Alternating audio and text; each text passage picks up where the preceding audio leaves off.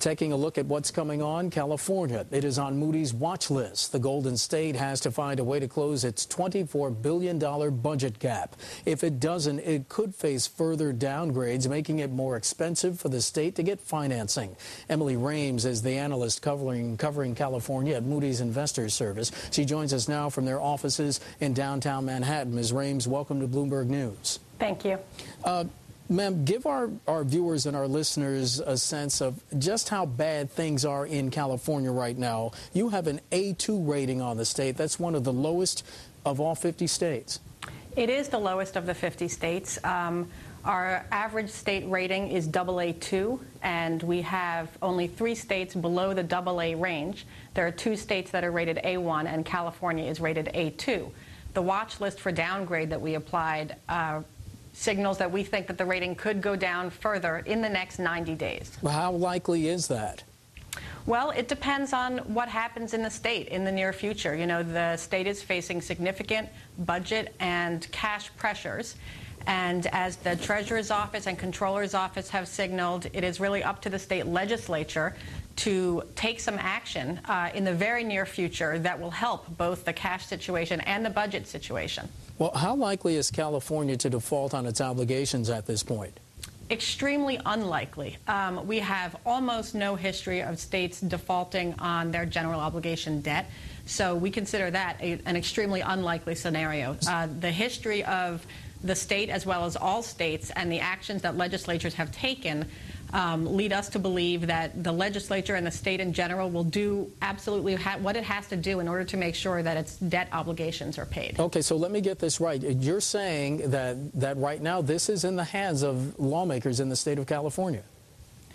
They are debating, actions that they can take, and the Controller's Office and Treasurer's Office have signaled that those actions need to come quickly to solve the cash crisis that's approaching in July and August. Well, California, beyond meeting the obligations that it has this month, there's months going forward. How likely is that going to be a problem?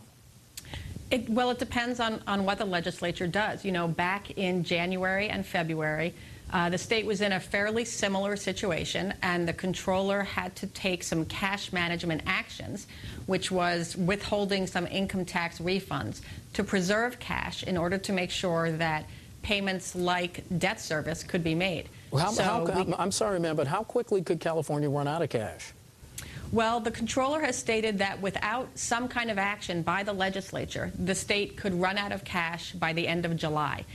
That doesn't mean that they get down to zero cash. You know, the state does collect revenues on an ongoing basis, but that by the end of July, the state could have revenues coming in that are insufficient to meet all those obligations, even when you include things like borrowable money that the state can borrow from other funds, that kind of thing. There was a special election in California in May, and at that time, voters didn't authorize the state to issue deficit spending. How much more problematic does that make the situation? Does that tie the lawmakers' hands? It does. The fact that voters need to approve deficit borrowing takes one tool out of the hands of the legislature and makes it a little bit harder for them to come up with something to solve these problems. They put before the voters the idea of borrowing about $5 billion to do deficit borrowing to help close the budget gap. When the voters rejected that, that means there's an additional $5 billion that the legislature needs to come up with in other ways, either through raising taxes or through cutting spending or through some other kind of one-time measure. You do believe, you remain cautiously optimistic that the legislature is going to do something, correct? I think it's extremely likely that they will do something. Do you think, in order to make sure that debt is paid and that the cash situation does not become a full-blown crisis? Well, that will happen maybe sooner rather than later?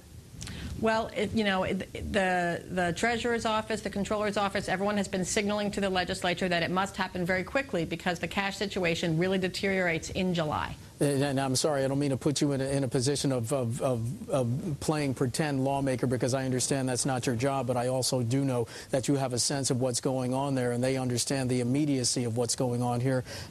In our last minute, talk to me about what it would take for Moody's to upgrade California's rating.